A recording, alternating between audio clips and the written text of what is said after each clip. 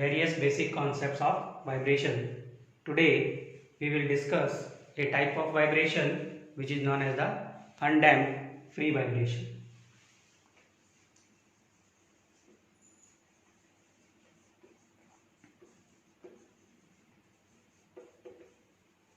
But with a single degree of freedom. We will discuss today on this topic undamped free vibrations with single degree of freedom. As per the definition, free, we know from our previous concept that free vibration means no external excitation or without external excitation, single degree of freedom means one variable required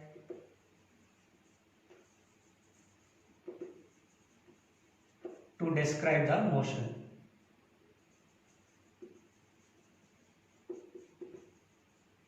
And undamped means without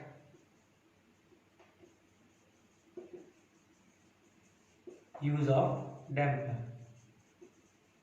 It means a vibration system with no external excitation, having only one variable to describe the motion and without the use of damper is known as the undamped free vibration with single degree of freedom system. For analyzing of this type of the systems, we are using the following methods.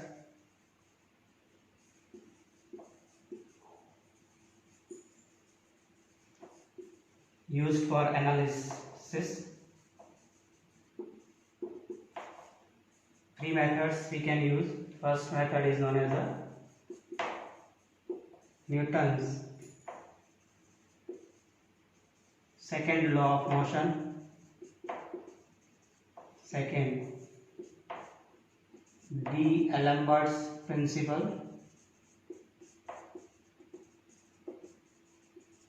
And third, energy method.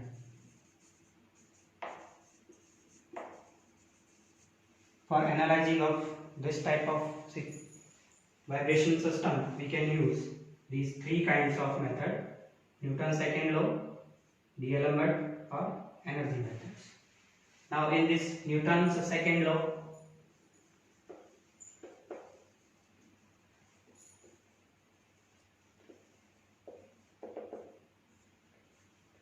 as per the definitions of the Newton's law, we know that the force in the direction of motion is always the product of mass into acceleration. This is from Newton's second law, and the Newton's second law in this vibration system also having a quotation that the net force due to this acceleration is equals to your restoring force. It means the net force should be equals to your restoring force. This equation is known as the Newton's second law for our vibration systems. But while calculating this restoring force and the force acting in direction of motion, we are using the sign conventions also. It means the sign conventions used or sign notations are used, and the sign notations are: if this direction is considered of the force, then the restoring force is, if this direction is considered for force, then the restoring force, it means the restoring force always opposite to the direction of force. That's why in this equation the restoring force are used with the sign notations. For example, if you are taking a single degree freedom of this kind of a single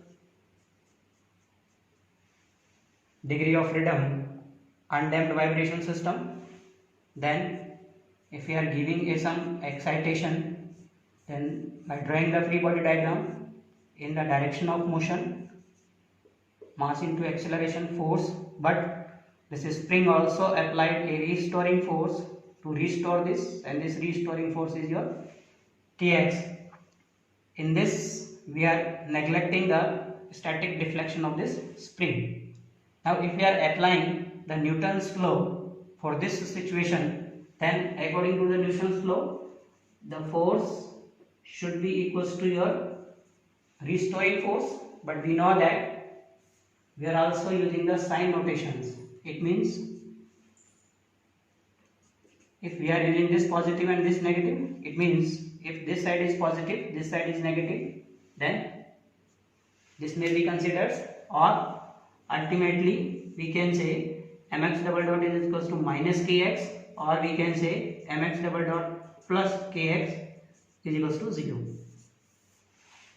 Because there is no any external excitation, that's why this vibration system is known as the free vibration systems. No any external excitation acting on this. This is the application of Newton's second law for solution of a undamped free vibration system. The second method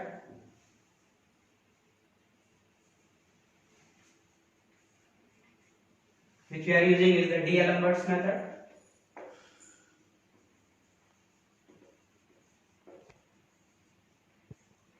Now in this D'Alembert methods, the D'Alembert suggests a method in which it suggests that the net force acting on a body plus the inertia force acting on a body is equals to 0.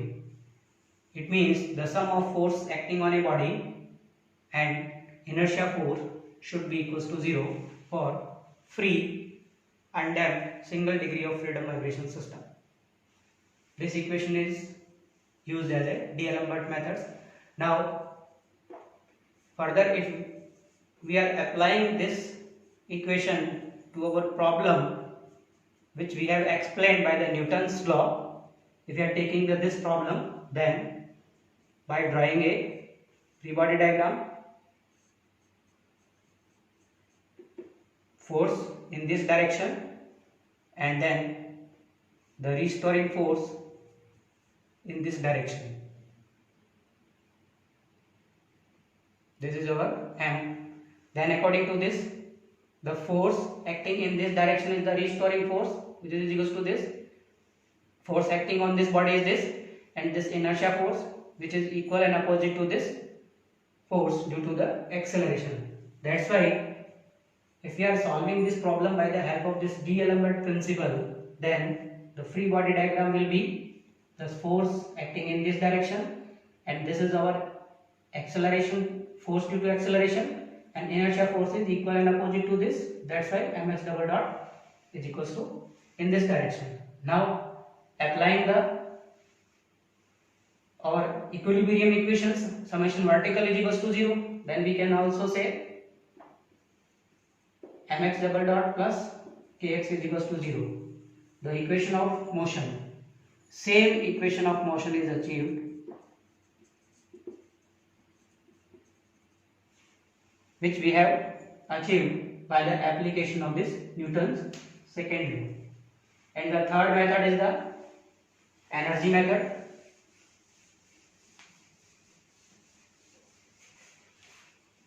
In the energy method, according to this energy method, the total energy remains the constant, and in total energy we know that the kinetic energy and potential energies are included, should be equals to constant. Then the first derivative with respect to time of the kinetic energy and potential energy should be equals to 0.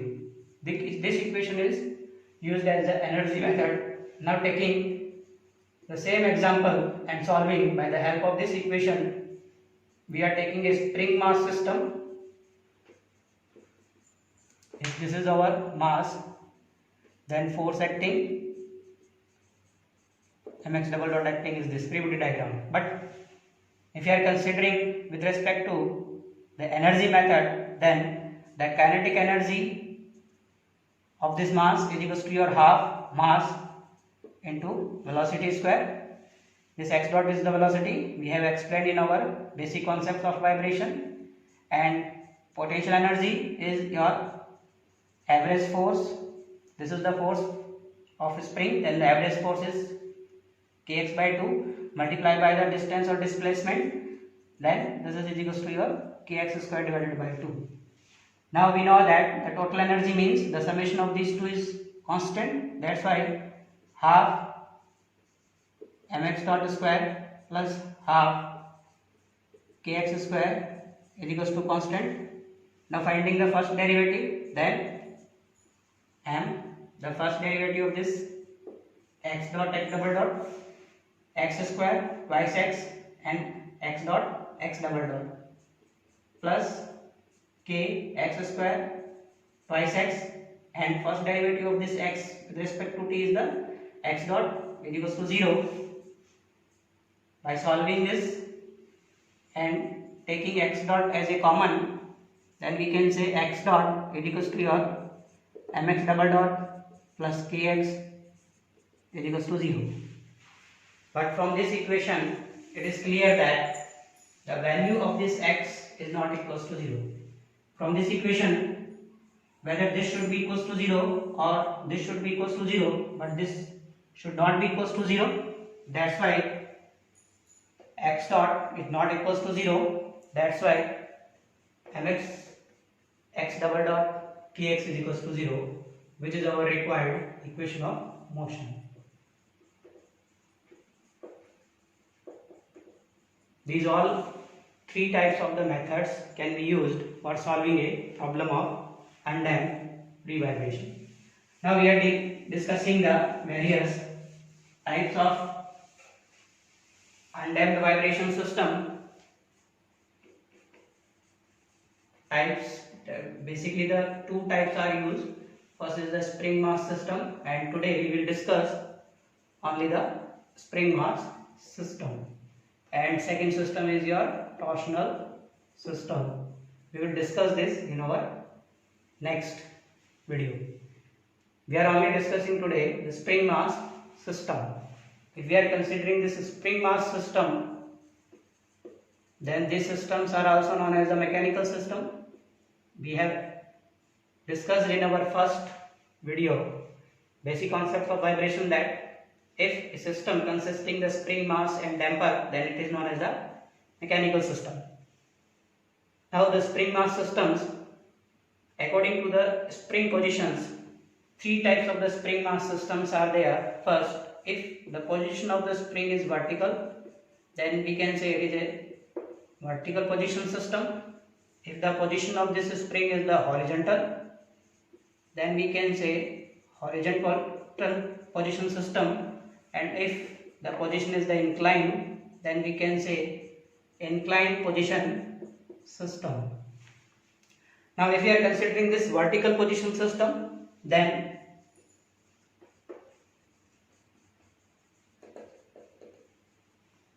vertical position system, if we are dealing with this, let us considering a spring. If we are considering this spring, now if we are attaching a mass to this spring, then there may be some static deflection of this spring due to the mass. It means this may be deflected by the attachment of the mass, but we are neglecting this. That's why we are attaching a mass, and now we are giving a excitation in this direction. This is our x direction. This is not hard and fast that we are choosing it x. If we are giving a sign or a coordinating system, now for this problem we are considering that this is our x direction and this is our y direction. That's why we are giving a x variable in this direction. If you are using this y and this x, then there may be a notation of y can be used, and if we are giving this z and this x, then we can use the z as a variable. Now if we are giving a excitation in this direction and excitation is replaced, then this will start to vibrate in this direction. And if we are plotting a free body diagram, then the force acting in this direction and the restoring force acting in this direction, which is applied by this spring.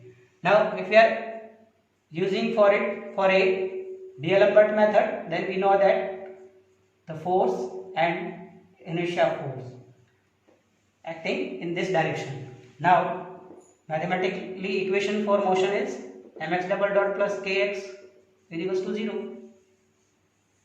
This is our equation, and we know that this is a kind of a simple harmonic motion, and we also know that for simple harmonic motion the acceleration is proportional to the distance or amplitude x. But if we are considering it as a equation, then we know that this x dot is the second derivative of x, and that's why if we are using a word capital D for this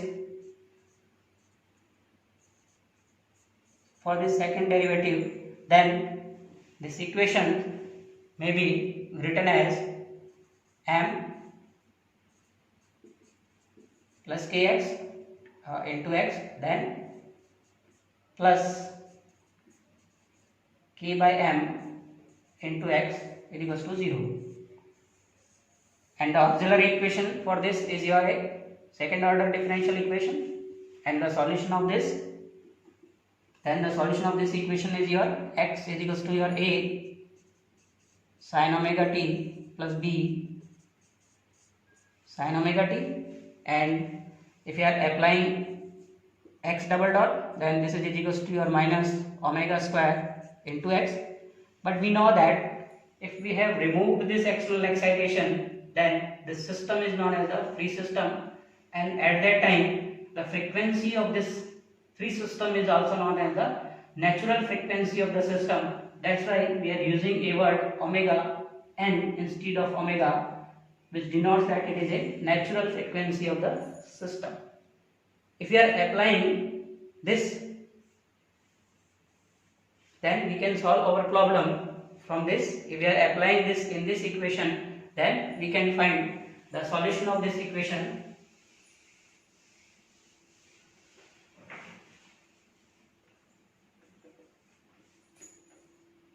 Into x plus kx is equals to 0, or x is a common, then minus omega n square m plus k is equals to 0. This should be equals to 0, or this should be equals to 0, but this is not equals to 0. That's why omega n square m plus k is equals to 0. That's why omega n is equals to your k by m under root of k by m. This is our final solution. If this is our equation of motion, if this kind of equation is there, then the solution of this equation is omega n is equals to your under root of k by m. But this is in omega n, and the unit of this omega n we know that radian per second. But if we want to measure in hertz, then we know that this is equals to your omega upon 2 pi m, because the relationship is that omega n is equals to your 2 pi fm. By putting in this, we can calculate the frequency in hertz 1 upon 2 pi, putting the value of this omega n, which is equals to your under root of k by m. Then this is in hertz. And if we want to find out the time period, then the time period is equals to, we know that 1 upon fm, which is equals to your, by putting the value of this 2 pi and multiply by under root of m by k. From this equation we can find the time. Now this is the complete solution of this problem. The vertical position can be solved by the help of this method. For finding this equation of motion, we can use a Newton's methods. By using the Newton methods, the same equation is achieved by using the D'Alembert methods. Now if the position of this spring is the horizontal, then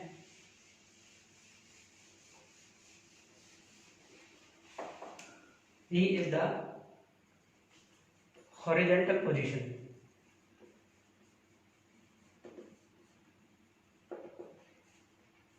If this is the position of a spring and we are considering a some roller on this mass, now this is the spring and mass. Now if we are giving a some external excitation in this direction, now we are using the coordinate systems. This is your x and this is your y. That's why we are using a variable x in this direction. If we are using this x and y, then we can also use the y in this direction. And if we are plotting a free body diagram, this is M, then we know that the force in this direction and restoring force is Kx. This diagram is used for Newton's second law, but if we are applying the D'Alembert methods, then the free body diagram will be inertia force in this direction and restoring force in this direction. This is used for our D'Alembert methods. Now the equation of motion is mx plus kx is equals to 0. Same equation is achieved which we have achieved in the vertical position, and that's why the same solutions are there. Omega n should be equals to your under root of k by m radian per second. Same solution is achieved for this horizontal positions. And if we are considering the inclined position, if inclined position is considered, then now we are considering inclined horizontal in horizontal direction. If it is inclined with this horizontal plane, if it is inclined with the vertical plane, then we can also consider. Now we are considering it is inclined. It means the spring is inclined with an angle theta. This is our spring mass system. Now if we are giving some disturbance in this direction, our coordinate system is x and y. We are using this xy coordinate in this direction x. Then the force acting along this direction is your kx cos theta. Now if we want to calculate the force if this spring is horizontal, then by putting theta is equals to 0, then it should be your kx. And we have earlier explained that if it is horizontal, then the force is kx. That's why the force along this direction is this. And now plotting the free body diagram of this. If this is the direction, then the inertia force acting in this direction, mx double dot, and the restoring force in this direction is the component of this kx cos theta, horizontal component, and kx cos square theta. It means this force acting in this direction is your kx cos square theta. Now applying the equation of motion, or by the D'Alembert's method, mx double dot plus kx cos square theta is equals to 0, or mx double dot plus k1 into x is equals to 0, where we have used k1 is equals to your k cos square theta. Now this equation is similar to this equation. This is our equation similar. Instead of this k, there is a k1. That's why the solution of this equation is equals to your omega n is equals to your now under root of k1 by m. And by putting the value of this k1, this is equals to your k cos square theta divided by m.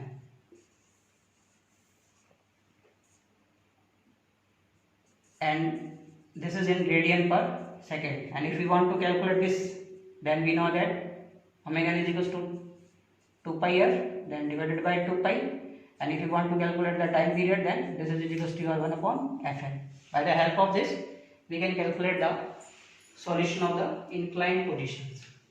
Now we are also considering in this spring mass system of single degree of freedom a case where we are using the more than 2 springs.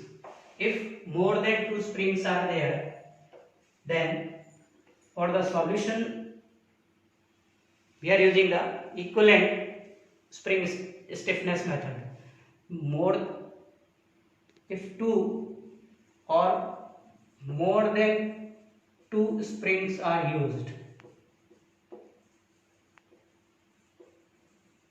then they can be used in parallel or they can be used in series connection.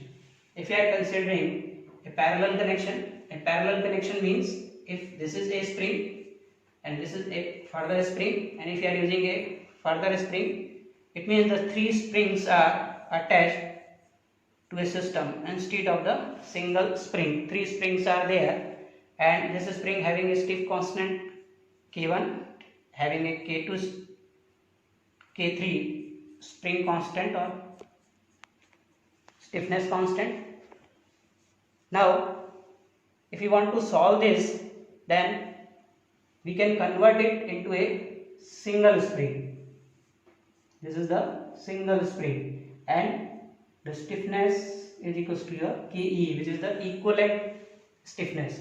For finding out this equivalent stiffness, in this case, if we are giving a excitation in this direction, then the displacement remains the constant. Then x1 is equals to x2 is equals to x3, and we are using it is equals to x, and the force which we are applying, which is equals to your F1 plus F2 plus F3. Now by putting the value, F is equals to your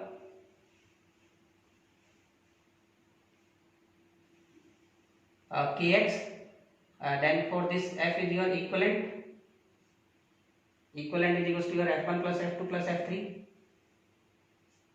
then this is equals to your K equivalent into X equivalent, and this is equals to your K1 into X1, and this is equals to your K2 into X2, and this is equals to your K3 into X3. But we know that this is same, that's why cancelling out, then the equivalent stiffness is equals to your K1 plus K2 plus K3. By the help of this equation, we can calculate the equivalent stiffness, and if we are putting the equivalent stiffness, then according to the free body diagram, if we are giving some disturbance, then mx double dot and k equivalent x, and equation of motion is similar to this. Now we can use the equation of which is equals to your k, but here is the k equivalent by m. This is our solution for a parallel case.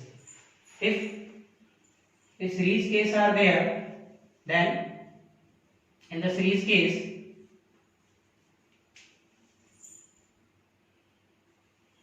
if the springs are attached in this K1, K2, and if we are giving some disturbance in this direction, then from this it is clear that the force is constant. Then the equivalent diagram is,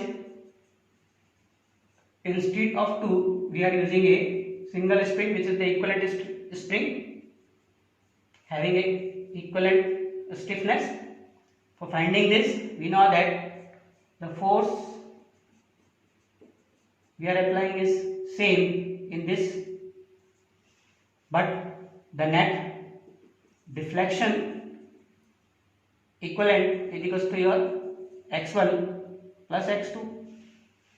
Then by putting the value of this x1, we know that the k is equals to your force upon x by using this equation. X equivalent is equals to your F equivalent upon K equivalent. X1 is equals to your F1 upon K1 plus F2 upon K2. But we know that these forces are equal. That's why 1 upon Ke plus 1 equals to 1 upon K1 plus 1 upon K2. From this equation, we can find out the value of this equivalent stiffness and the same equation of motion is achieved and the same frequency formula is there. By putting the value of this K equivalent in this parallel case from this equation and for this series case from this equation. By the help of this methods we can solve our problem if it is given in parallel or series case. Now how can we identify the parallel case? If the one end of the spring is attached to a base and other end is attached to the mass. It means all the other ends of all springs are attached to the mass. But in this series case, one end is attached to this and another end is attached to the one end of the further springs, another springs. For example, if we are considering a case, if this type of the case is there,